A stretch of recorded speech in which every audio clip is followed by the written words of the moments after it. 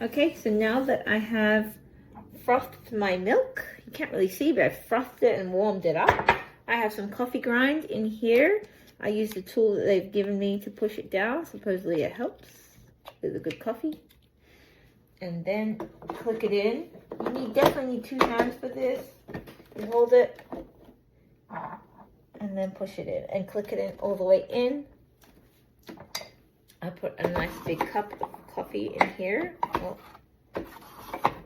it's not going to fit, so that's good to know, obviously. So pour it into, let's see, another cup, and hold it for 3 seconds as mentioned in the manual for more liquid. It says for 2 cups, but I like a large amount of coffee, so hold it down for 3 seconds.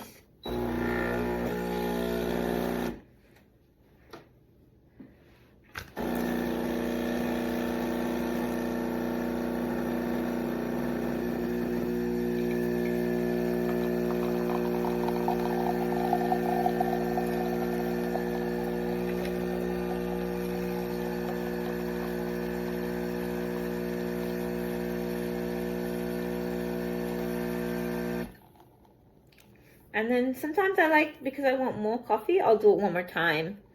And all right, so I'm going to do it again. Press it for 3 seconds.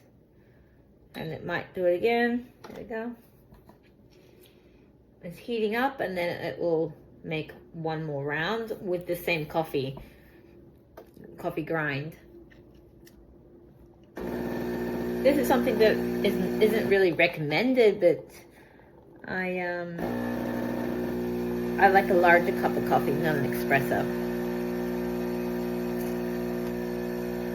There we have it.